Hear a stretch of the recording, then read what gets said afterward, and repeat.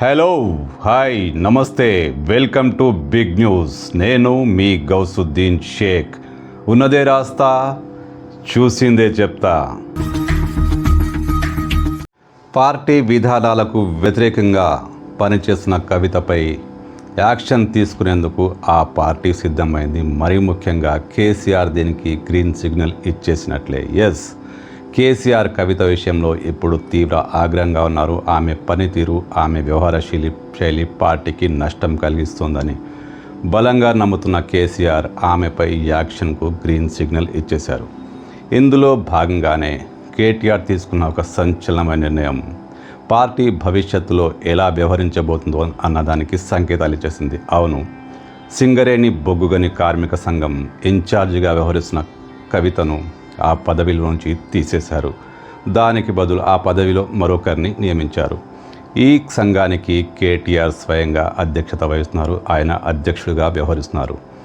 బొగ్గుగని ఏరియాలో కవిత ఇటీవల పర్యటించడం, అక్కడ ఆమెకు చాలామంది నేతలతో సంబంధాలు ఉండడం వంటి అంశాల నేపథ్యంలో కవితకు చెక్ పెట్టేందుకే బొగ్గుగని కార్మిక సంఘం ఇన్ఛార్జి బాధ్యతల నుంచి ఆమెను తప్పించారు.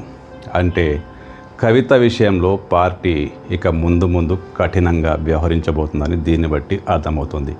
కేసీఆర్ ఆదేశాలు లేనిదే, కేసీఆర్ అనుమతి లేనిదే కేటీఆర్ ఇంత పెద్ద నిర్ణయం తీసుకోరు. ఆమెను ఆ పదవిలోంచి తీసేరు. అంటే ఆ పదవిలో ఆమె కొనసాగడానికి ఏమాత్రం వీలు లేకుండా కేటీఆర్ పూర్తిగా కట్టుదిట్టమైన ఏర్పాట్లు చేశారు. బొగ్గుగని కార్మిక సంఘం ఇక ముందు బీఆర్ఎస్కు అనుబంధంగా మాత్రమే ఉంటుందని, వేరే సంస్థలతో కానీ వేరే పార్టీలతో కానీ దానికి ఎలాంటి సంబంధం లేదంటూ ఖరాఖండిగా తేల్చేశారు.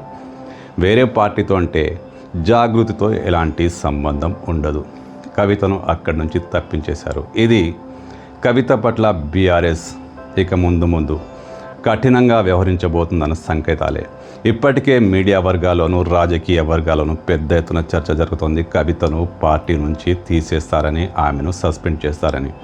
ఇందులో భాగంగానే తొలి అడుగుగా ఈ నిర్ణయం తీసుకున్నట్లు ప్రచారం జరుగుతోంది.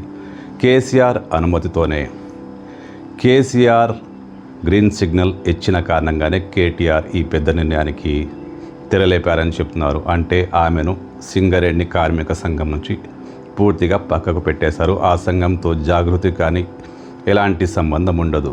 ఇది కవితకు కూడా బిగ్ షాక్ వంటిదే. పార్టీ ఇప్పటికే కవిత కార్యక్రమాలకు దూరంగా ఉంటుంది. పార్టీ నేతలు ఎవరు రాకుండా కట్టుదిట్టమైన ఏర్పాట్లు చేశారు. ఒక జాగృతి సంస్థ సభ్యులు తప్ప, బీసీ సంఘాల నాయకులు తప్ప కవిత వెంట ఎవరు లేరు. బీఆర్ఎస్ నాయకులు కానీ కార్యకర్తలు కానీ కవిత వెంట లేరు. ఇప్పటికే అంతర్గతంగా కట్టుదిట్టం చేసిన బీఆర్ఎస్ బొగ్గుగని కార్మిక సంఘం నుంచి కవితను తీసేయడం ద్వారా కుటుంబ సభ్యులను కూడా ఉపేక్షించేది లేదంటూ సంకేతాలు ఇచ్చింది. అంటే మీడియాలో జరుగుతున్న ప్రచారం ప్రకారం, రాజకీయ వర్గాల్లో జరుగుతున్న చర్చ ప్రకారం ఏ క్షణమైనా కవితను పార్టీ నుంచి సస్పెండ్ చేసే అవకాశాలే ఎక్కువగా కనిపిస్తున్నాయి.